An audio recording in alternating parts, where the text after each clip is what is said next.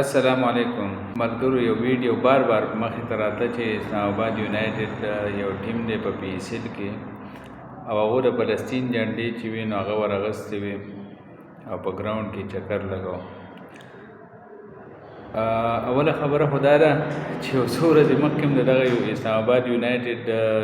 ټیم د یو کس نه، د یو پلیر نه یو کس تپوس وکړو چې د فلسطین په باره کې ته څه وایې. نو هغه وایي چې موږ خپل کرکټ ته پرېږدی او موږ د فلسطین یا داسې ایشوز چې دي نو په هغې باندې موږ کار نه کوو. ښه خبره ده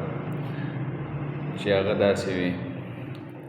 خو به حیثیت مسلمان او د امت مسلمه د یو غړي په حیثیت د هر یو مسلمان دا فرض دی چې هغه د مظلوم فلسطینیانو لپاره خپل اواز چې دی نو هغه اوچت کړي. اوس دیو نه اوچتو نو هغه خو د دیو خپله مرضي ده،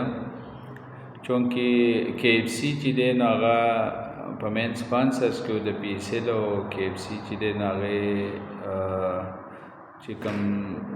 مین دغه دی یا میکډونلډ شو یا داسې ټایپ مصنوعات شو چې هغه ډایرکټ د اسرائیل سره لینک دي یا انډایرکټلی لینک دي،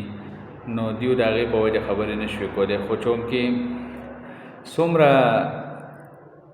شاطر دي زموږ د کلاړیان او څومره چې د خپل د قوم هغه نبض ورته معلوم دی چې دا په څه معنې دا نبض چې دی او د هغو هغه جذبات چې دي نو هغه خپل ځان طرف ته اټریکټ کوي. نو هغو ته دا پته وه چې کله د کے اف سی سره معاهده ختم شوه، میچ او پی ایس ایل ټورنمنټ ختم شو، چې څو پورې د دیو جیب ته پیسې راتلې نو هېچا د فلسطین دپاره اواز نه اوچتو، یو کلاړي اواز نه اوچتو، بلکې په ګراونډ کې او په مختلفو ځایونو کې د فلسطین په پرچم باندې پابندي وه. ما ډېرې ویډیوګانې داسې لیدلې چې په هغې کې د فلسطین پرچم هم چا نه شو اوچتولی. خو چې کله معاهده او ټورنمنټ ختم شو نو بیا دا صحیح مسلمانان شو او زموږ د جذباتي قوم بیا چې کم دی نو دیو بیا بار هم هغه څیزونه چې دي نو هغه شیر کوي، چې لکه وګوره اسلام آباد یونایټډ او فلسطین پرچم او په ګراونډ کې منډې وهي د هغې سره. نو مسلمانی خو په هغه ټایم کې پته لګي چې کله ته د جیب دپاره کار نه کوې، د الله دپاره کار کوې او د په حیثیت یو مسلمان او کار کوې، د امت مسلمه دپاره کار کوې، نو بیا په هغه ټایم کې هم کار کوې، د هغې لپاره اواز اوچتوې چې کم ټایم کې ستا جیب ته پیسې راځي. نو